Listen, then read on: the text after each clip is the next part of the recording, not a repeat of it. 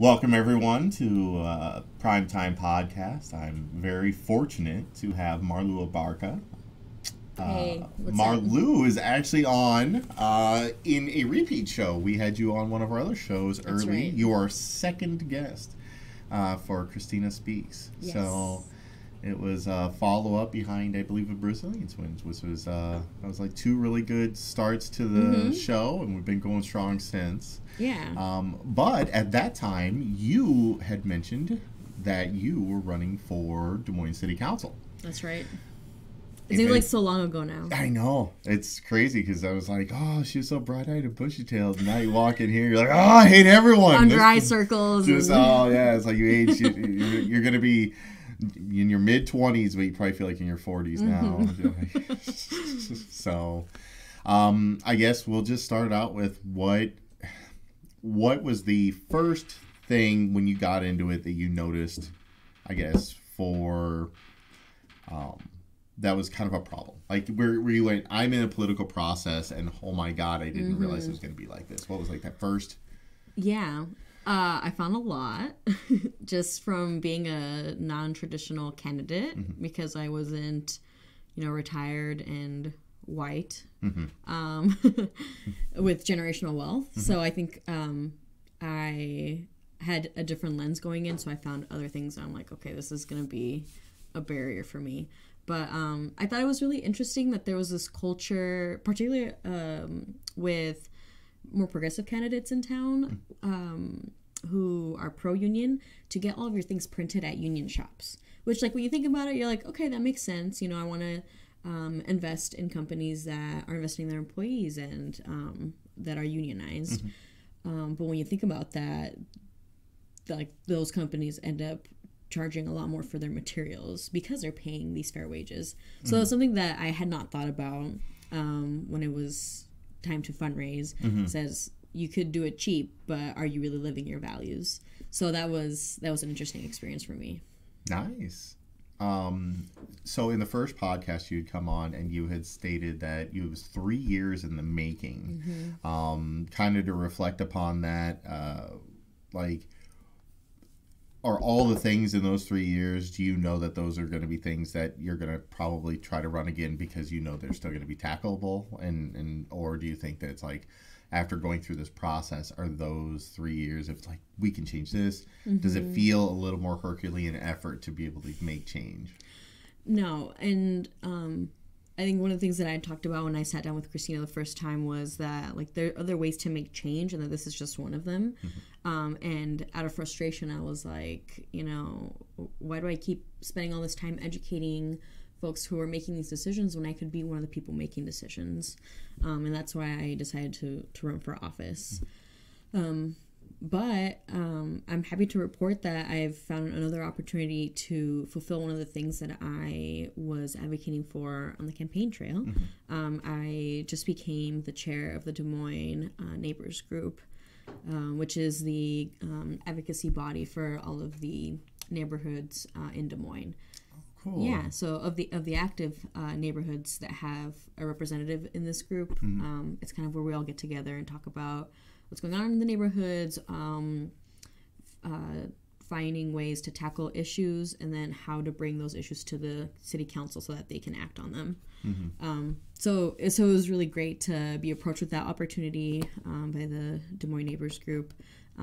So I'm happy to be able to offer my expertise and then the passion that I said I was going to bring in had I made it to the city council. So that's really exciting. Yeah, and I remember also another thing, I guess, congratulations, by the way. Thank you.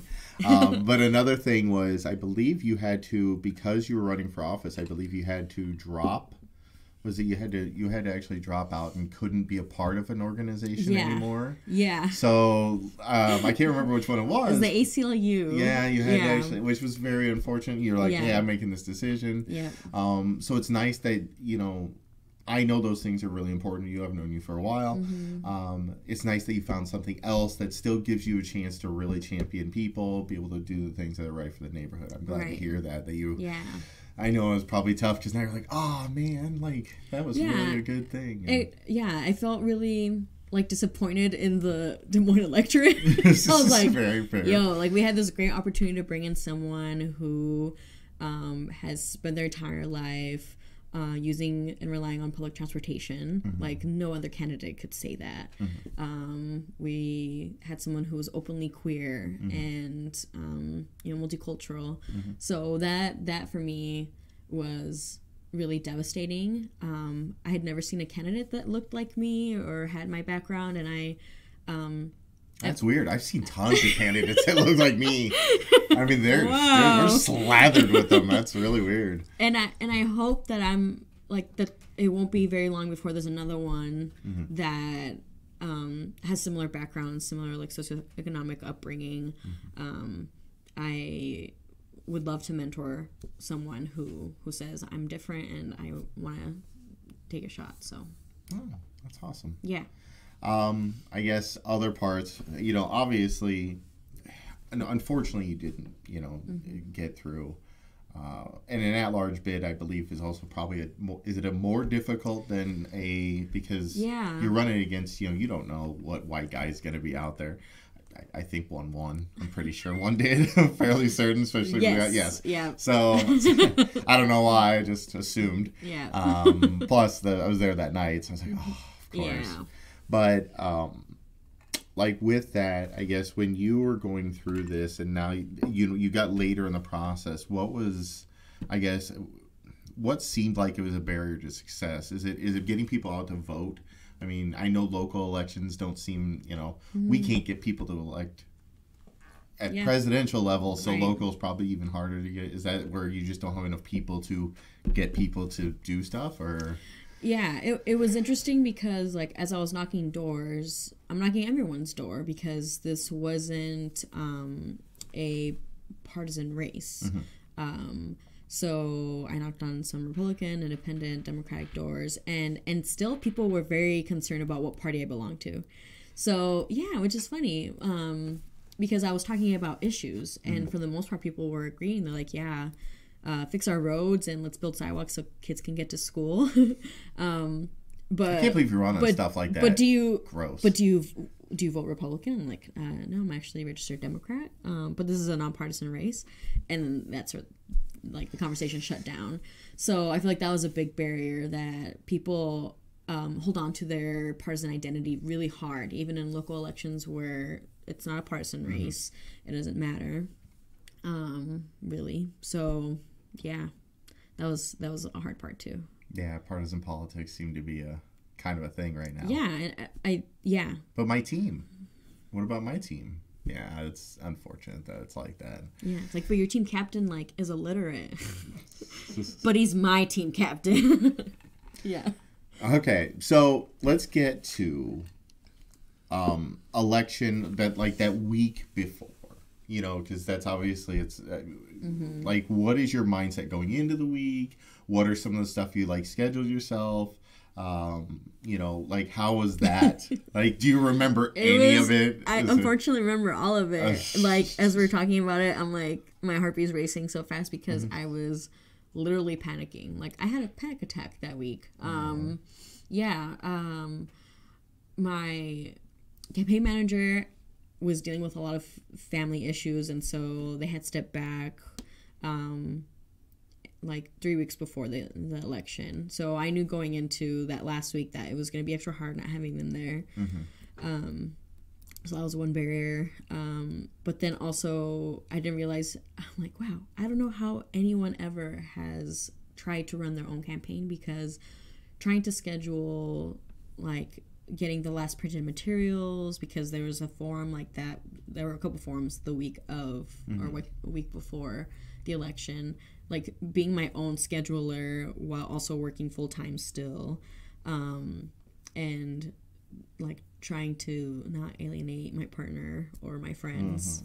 My roommate, I feel like I'm still trying to get to know her even though we've been living together since May. So it was very hectic, very stressful.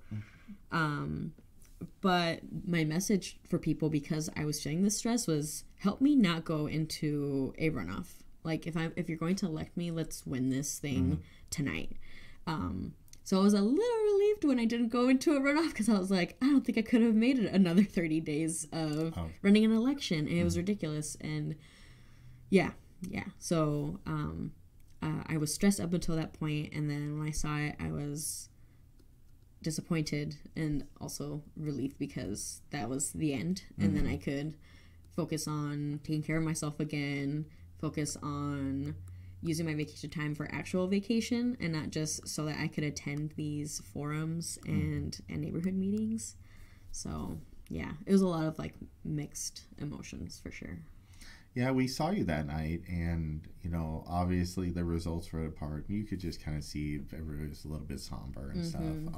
But with all the knowledge that you got from there, like how, and I know you're probably still decompressing from it, but like, what was your first like? Obviously there's a little bit of a relief because there's the campaign's over relief. Yeah, it's like I can sleep again. Yeah, when obviously for that part, but when did like, what was the big moment where you started to go like, you're not happy about it still, but you're comfortable with where you're starting to be with it? You know, knowing more things, having the knowledge part is obviously a little bit of a help, but where was that kind of bad? Was it, you know, I took 2 weeks and I was on a binge. I went on a bender, or was there anything else that went with it? No, that's a good question. I'm gonna say like that whole first week, I feel like people were giving me my space, and every couple of days, like, texts were trickling in being like, hey, just, you know, I'm giving you space, but just know that you did an awesome job, and, like, you know, stay strong, whatever. The cat hanging from a tree. Yeah, keep hanging. Yeah, exactly. Yeah, so that was really comforting. And it made me feel like what I did wasn't in vain, because I, along the campaign trail, met so many people who were like, hey, I casted my vote early for you, and this is my first time voting. Like, one of my good friends, Leanne Sanchez, had just become a citizen, and the first time she ever voted was for me. You know, like, we did something with our campaign. We motivated people, young people who would not have any type of stake in a local election.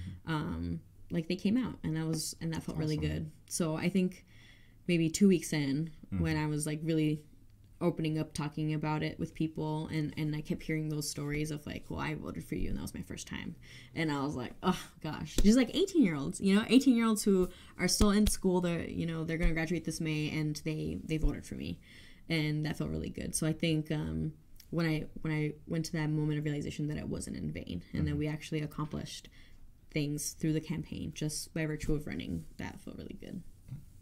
Little known fact, you were my first vote in the Des Moines elections. Really? You had never voted local elections? I had never voted locally, so you were my first. So. Oh, thank you. And just like an 18-year-old kid.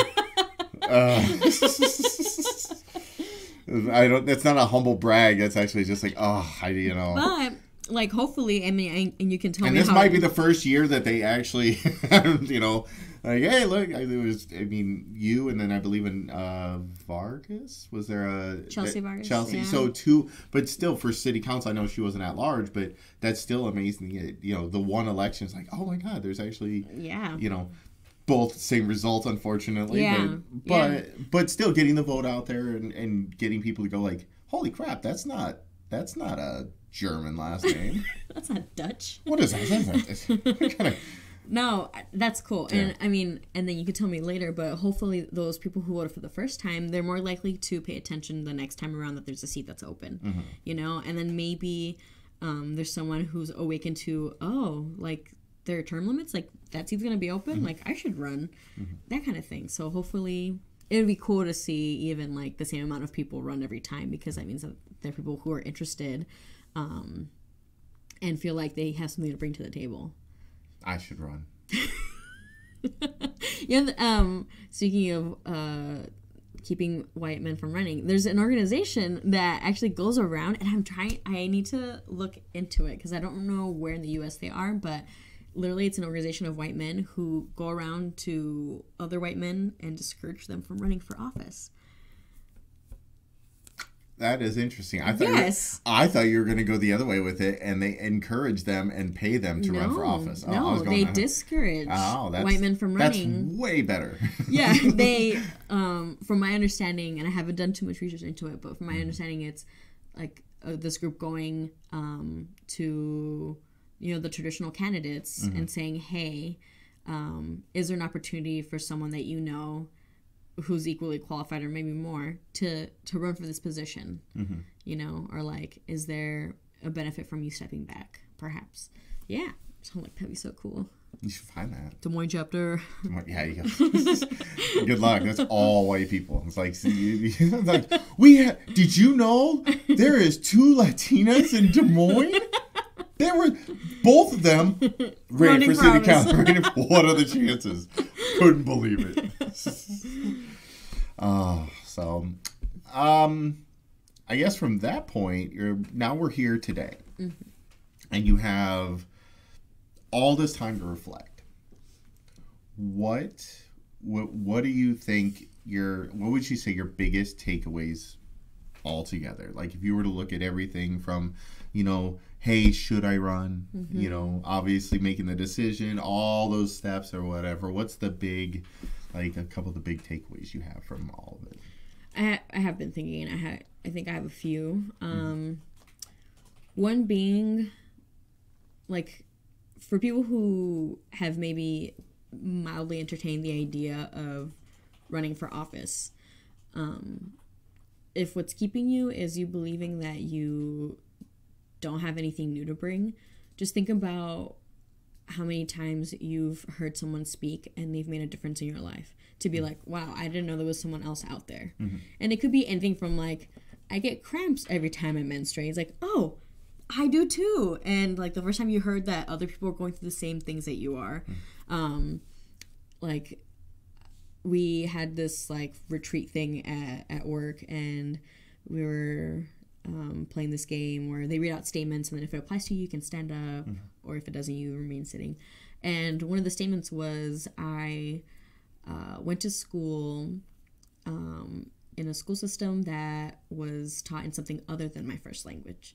And like, only 2 or 3 of us in the whole room, 200 plus employees, stood up. And like, how important was it for each of us that the other one stood up? And I think it's very similar. Like, how important is it that Chelsea and I ran for office? Everything that we got to talk about in terms of our experience, our family's experience, and how our communities are potentially suffering, or how we could be doing better, and that was really important. And that leads me to, like, I think what I decided was like my mantra. And it's, anytime you're given a microphone, say some shit, say something important. And when I look back on all of the forums that I went to, where I used vacation time to attend, all of the meetings, all of the interviews, every time I was given a microphone, I brought to light the fact that our city council has historically been underrepresented, and that there's always been one type of candidate and one type of city council member. And that was my message, and that's what I wanted people to hear. And so maybe that'll inspire other people of color, other queer people to run for office, other young people in the future. Who knows? But when I was given a microphone, I was saying something. I was doing something with it. That's awesome. Yeah. Well, since you're saying something, if you're going to give a piece of advice to, let's say, a young person watches this, what would that number one, this is running for office, here's what you need to know? It doesn't seem like it is the first tip that you would give for political advice, but ask for help. Literally, like, anytime that I needed something and I reached out to a friend and was like, hey, I need this thing, could you help me out? And they're like, absolutely. Like, what, you want me to share that on Facebook? I will. The worst thing that people can say is no. And the best thing someone can do for you is be like my friend Tammy Armstrong, who became my social media coordinator and rocked it. Like tenfold, engagement on Facebook, donations, and it's because of her hard work. But literally, it's because we were sitting together at Caribou, and she was like, "What do you need?" And I was like, "Well, this is what I need." Versus, "No, thank you, I got it." Like, really, the best advice I can give you is just ask for help when you need it.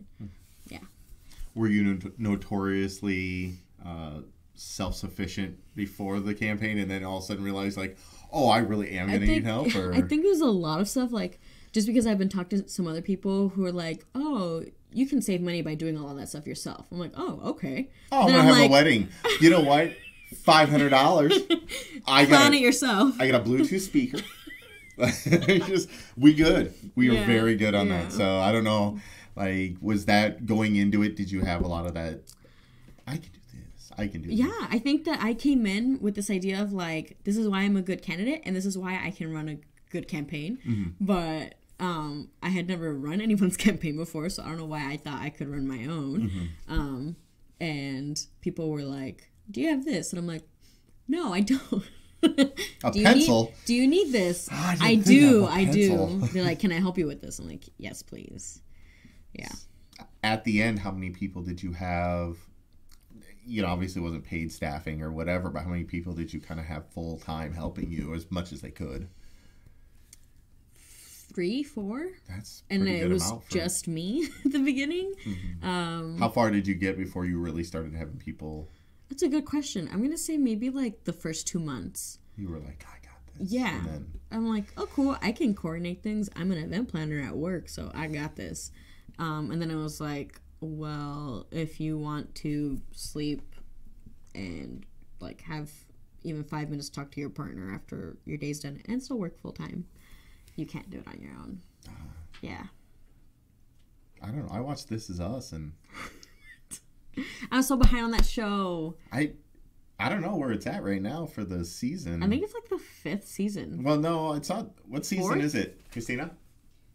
4th, 5th? I think it's the 3rd season. What? Or 3rd? I don't know. I feel like every season feels like it's the worst and hardest thing I'm ever gonna watch. I've only watched the first. It's the 2nd season's over. I know they're on at least the 3rd. Really? Okay, that makes me feel better because I thought it was way more behind than that. Yeah, because I was like, oh, it's just some of those episodes are just such a long.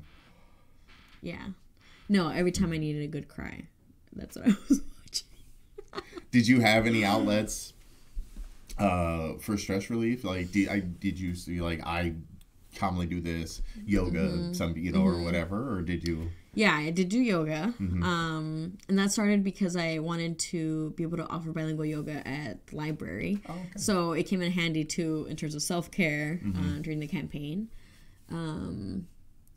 I was seeing a therapist on a regular basis. Like, I just needed to talk to somebody about the stresses of the campaign and the other candidates and, trying to balance work and doing that full time too.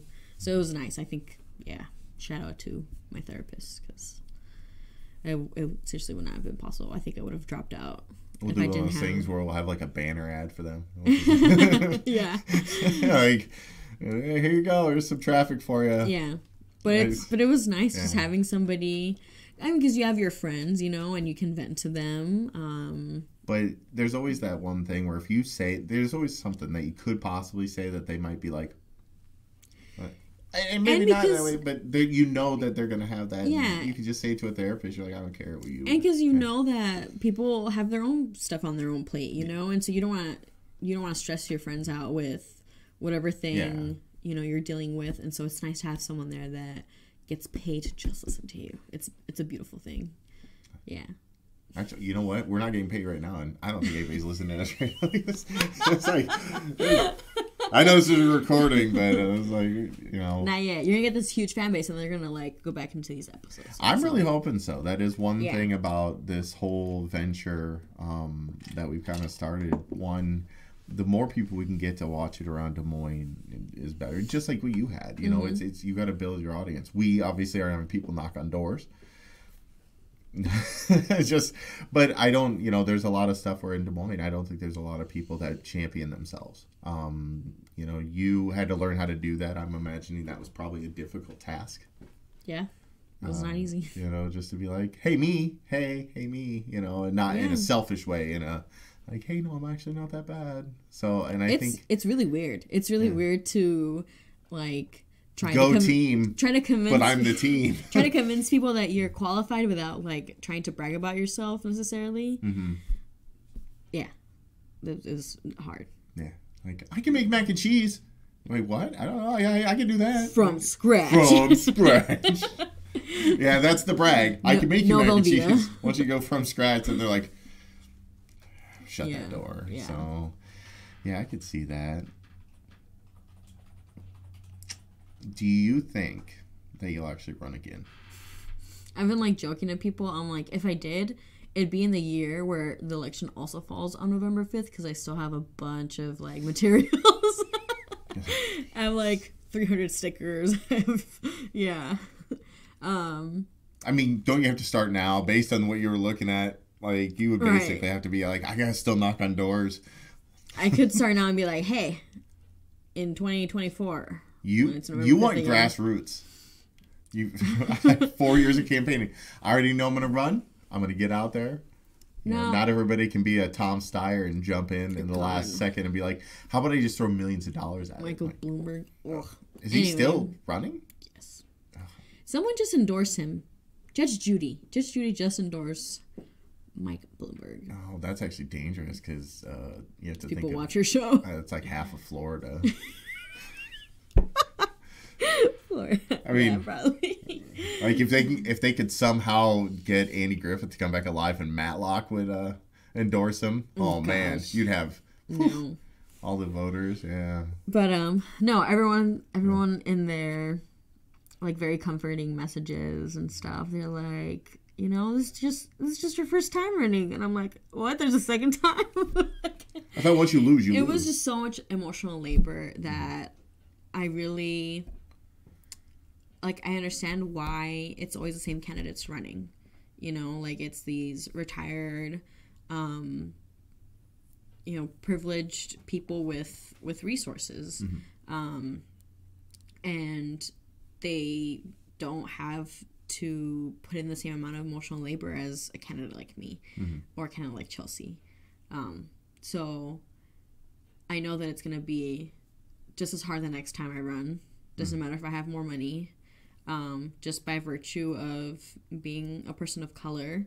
Like, yeah, there are things I experienced that I'm not going to share tonight, but, like, horrible. That I'm like, this one, I happened to a white man. Literally. Like, that's just, that's how I came out of those interactions. So it's a lot. It's not easy to run. But again, like, I'm happy that I did it. I'm proud that I did it. It wasn't in vain. We got people interested in something that people would not have paid attention to otherwise. You're living proof. Yeah, definitely. So it's nice. I think that I am probably more likely to manage someone's campaign than to run again. Just because I know now all the things that I would have liked to have had I had a full team. Had I been able to pay a full team. Yeah.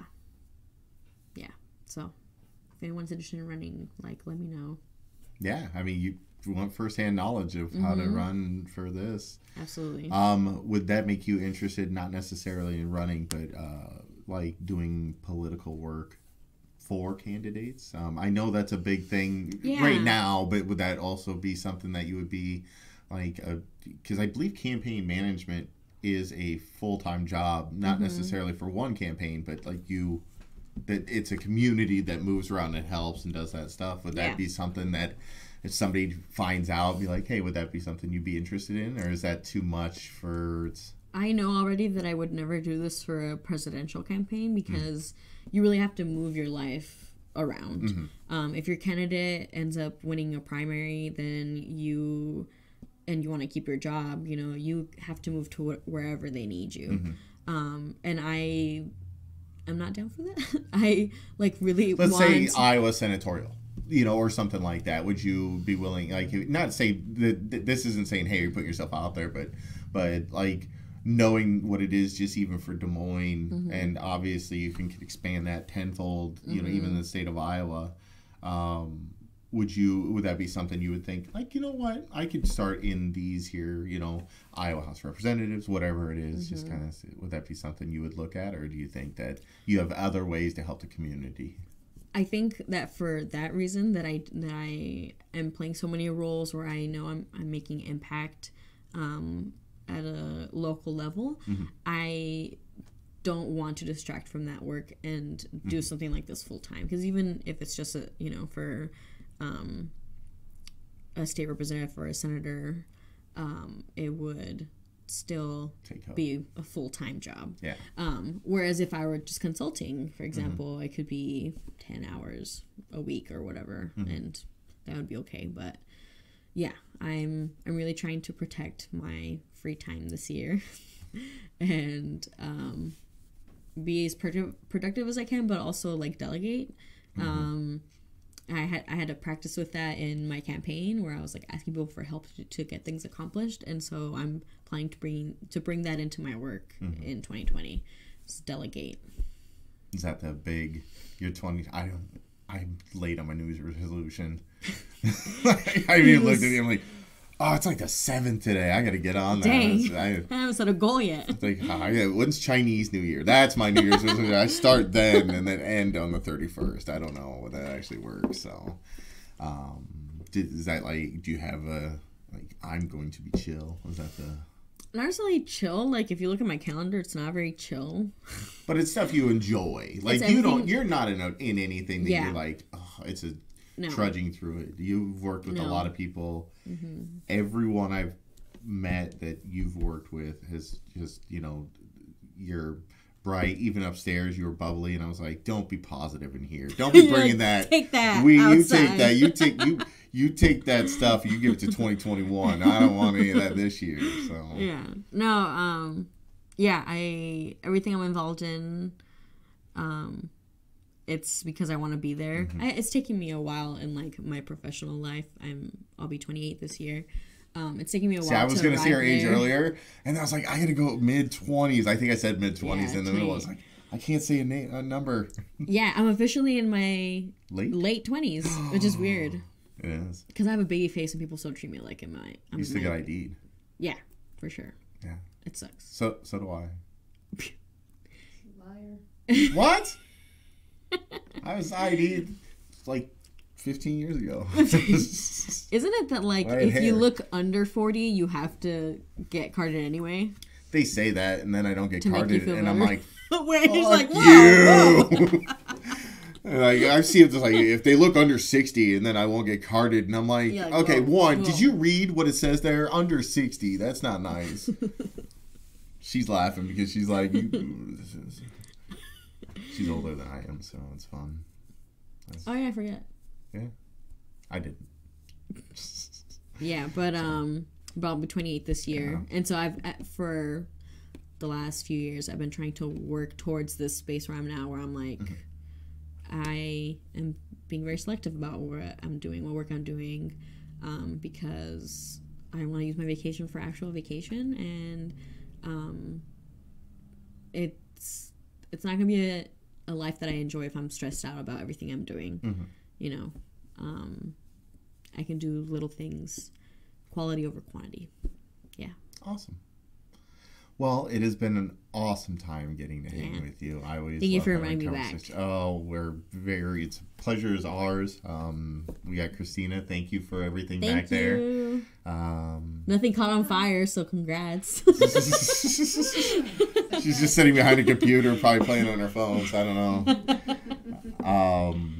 You guys can always check out all the stuff Marlu's doing. Marlu, if you want to just start naming off whatever all the things you're in. We got another hour, I think, is the list. We're gonna scroll it, a fast scroll, like, and this and this, and oh, I forgot this. You're like a NASCAR driver trying to reach out and talk about all the sponsors they have. Oh gosh, no, actually, what I did at the end of last year, like someone had reached out to me from Planned Parenthood, and they're like, "Hey, someone nominated you to join our like leadership institute, and you learn about how to advocate for reproductive rights and blah blah." And I was like, "Oh, thanks! Like I already do that in my personal life, you know, like growing up Catholic, whatever. So I think I'm good. Thanks. Like I already do too much." And they're like, "Oh, well, it's only this amount of time, you know, whatever." I'm like, they're like really pushing. And I was like, "Look, I'm gonna do this for you. I'm gonna list out all the organizations I volunteer for each year, and then you just let me know if I can connect you with somebody, because I'm definitely not going to do this." Like, they're just very stubborn. And I have never met them. If you watch this, I'm sorry, but it was, like, very stubborn. But by the time I got to the end of the list, there were 20 different organizations. Oh, my God. Because it's just, like, these one-time things, you know? Like, the Young Women's Resource Center, they're like, "We need someone to paint faces." And I'm like, "I'll paint faces." And so, you know, one-time thing, but I was getting stretched like 20 different ways last year, which is unbelievable. And a campaign. And a campaign. Because I was still volunteering while I was campaigning. Jeez. The work doesn't stop just because I was running for office, you know? I understand. So I just did the thing. So what's the big ones you want to rep right now then? What are the big projects you got going on?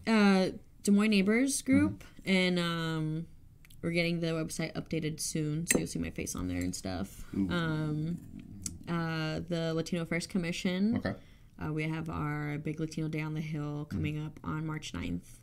So it's a couple months away, and we're getting to work on that now. And I've been a part of the Young Nonprofit Professionals Network, their board, for the last couple of years. I'm still really passionate about supporting young people, even though I'm like on my way out of that category. So there's a conference that we put together every year, and so that's going to be a big one too. Awesome. That's 3. Yeah. And we're only in January. Yeah. Just wait. Your list is going to be like 50. We really will have to like tag them all. Be like, and then this, and then this. And like, oh, and I forgot I saved a life the other day. I was like, yeah. I saved a drowning man. Like, what? Yeah, I'm just busy. I got all this stuff. Yeah. So, well, it was yet again great to have you. Thank you. We'll have to have you on again when your next anytime. big thing is. And you feed me when I come over, so I'm down. That is a good point. So, Marlu, it's been a pleasure. We will see you next time. All right. Peace, people.